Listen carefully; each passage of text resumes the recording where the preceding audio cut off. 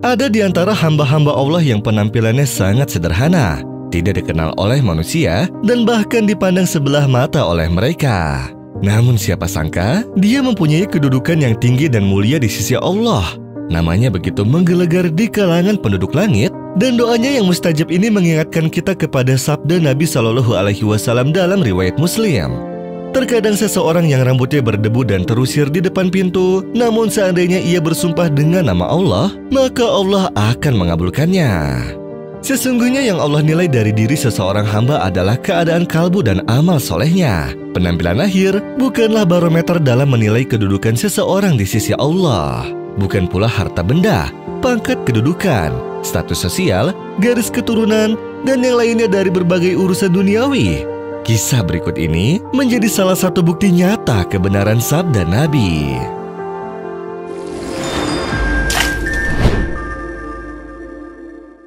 Peristiwa ini dialami dan disaksikan secara langsung oleh Muhammad bin Al-Munqadir, seorang imam dan ulama besar dari kalangan para tabi'in. Muhammad bin Al-Munqadir menuturkan, ada sebuah tiang di masjid Rasulullah. Aku biasa duduk dan sholat menghadap tiang tersebut di malam hari. Saat itu, penduduk Madinah sedang menjalani musim kemarau nan panjang. Mereka pun keluar berduyun-duyun untuk melakukan sholat istisqa. Namun tetap saja, hujan tidak kunjung turun mengguyur penduduk Madinah. Suatu malam aku mengerjakan sholat isya di masjid Rasulullah. Setelah itu aku pergi menuju tiang tersebut dan aku sandarkan tubuhku pada tiang itu. Tiba-tiba, datang seorang laki-laki berkulit hitam kepucatan mengenakan kain sarung. Pada lehernya tergantung sebuah sarung yang lebih kecil ukurannya. Lelaki itu melangkah ke depan menuju tiang yang berada di hadapanku, sementara itu aku berada di belakangnya. Lantas orang itu mengerjakan sholat 2 rakaat, lalu ia duduk dan berkata, "Wahai Robku, penduduk kota nabimu telah keluar untuk meminta hujan, namun engkau belum menurunkan hujan kepada mereka. Kini aku bersumpah atas namamu, supaya engkau menurunkan hujan kepada mereka." Ibnu Al-Munqadir melanjutkan kisahnya. Sungguh di luar dugaan, belum sempat lelaki itu meletakkan tangannya, tiba-tiba aku mendengar gemuruh suara petir. Kemudian datang awan yang mengguyurkan hujan. Tatkala mendengar suara hujan, lelaki itu pun memuji Allah dengan berbagai pujian yang belum pernah aku dengar pujian semacam itu sebelumnya. Kemudian dia berkata, "Siapakah diriku dan apa kedudukanku sehingga doaku bisa terkabul? Namun aku berlindung kepadamu ya Allah dengan memujimu dan berlindung dengan kemuliaanmu." Ibnu Al-Munqadir melanjutkan, kemudian bangkitlah lelaki itu dan mengenakan kain yang sebelumnya digunakan sebagai sarung. Dia juga menurunkan kain lain yang melekat pada punggungnya hingga kedua kakinya. Kemudian ia terus berdiri untuk mengerjakan sholat malam. Tatkala orang itu merasa kedatangan waktu subuh kian dekat, ia pun mengerjakan sholat witir. Kemudian setelahnya dilanjutkan dengan 2 rakaat sebelum subuh. Beberapa saat kemudian, iqamah sholat subuh pun dikumandangkan. Dia pun bergegas ikut melaksanakan sholat subuh bersama kaum muslimin, dan saat itu juga aku turut menghadiri pelaksanaan sholat subuh tersebut. Ketika imam selesai sholat dan mengucapkan salam, lelaki itu pun langsung keluar dari masjid. Aku pun mengikutinya dari belakang hingga sampai depan pintu masjid. Kemudian dia keluar masjid sembari mengangkat bajunya dan berjalan di atas genangan air.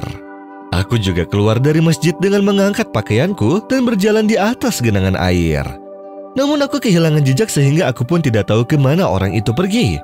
Dan pada malam berikutnya, aku kembali sholat di masjid Rasulullah. Kemudian aku pergi menuju tiang itu, lalu berbaring pada tiang tersebut. Tiba-tiba lelaki itu datang lagi lalu berdiri dengan mengenakan kainnya. Ia menjulurkan kain yang lain yang berada di punggungnya pada kedua kakinya.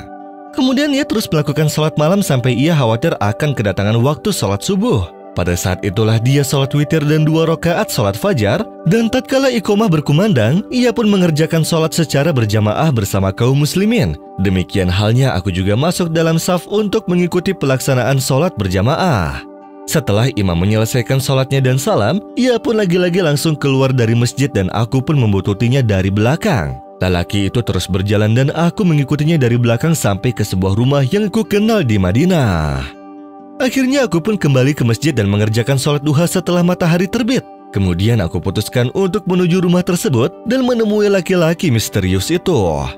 Setibanya di rumah itu, aku dapati ternyata dia sedang duduk sambil menjahit dan ternyata dia adalah tukang sepatu. Ketika lelaki itu melihatku, dia pun segera mengetahuiku. Lantas ia langsung berkata, "Wahai Abu Abdillah, selamat datang. Apakah engkau ada keperluan denganku? Apakah Anda ingin aku buatkan sepasang sepatu?" Aku pun duduk dan aku berkata kepadanya, "Bukankah engkau yang menjadi temanku pada malam pertama itu?" Seketika rona wajahnya berubah menjadi hitam. Aku mengatakan seperti teriakannya, "Ibnul Munkadir, apa urusan Anda dengan peristiwa itu?" Lelaki itu sangat marah sehingga demi Allah aku pun takut kepadanya. Aku berkata kepadanya, "Baik-baik, sekarang juga aku akan keluar dari sini." Malam berikutnya, aku pun kembali sholat Isya di Masjid Rasulullah. Kemudian aku menuju tiang dan bersandar kepadanya.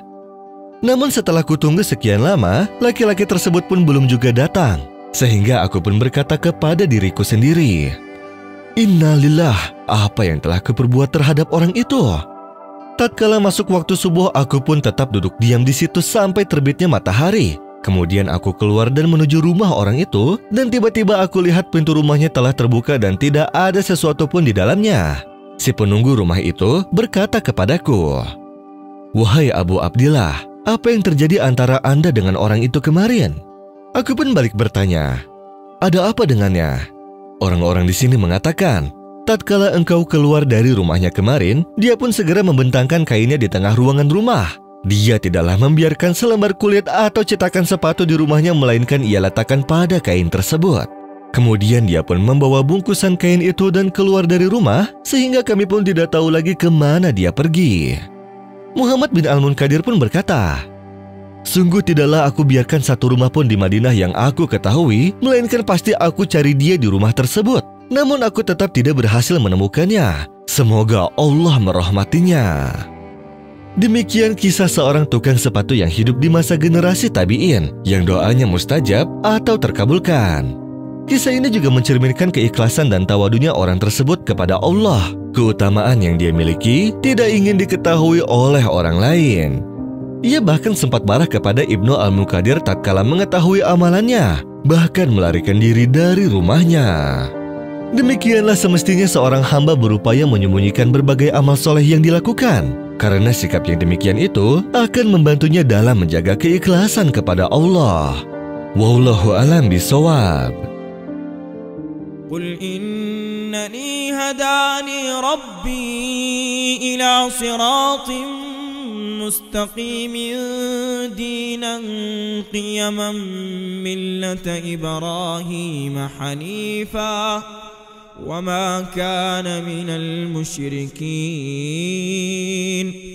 قل إن صلاتي ونسكي ومحياي ومماتي لله رب العالمين لا شريك له وبذلك أمرت وأنا أول المسلمين قل أغير الله أبغي ربا وهو رب كل شيء ولا تكسب كل نفس إلا عليها ولا تزر وازرة وزر أخرى ثم إلى ربكم مرجعكم فينبئكم بما كنتم فيه تختلفون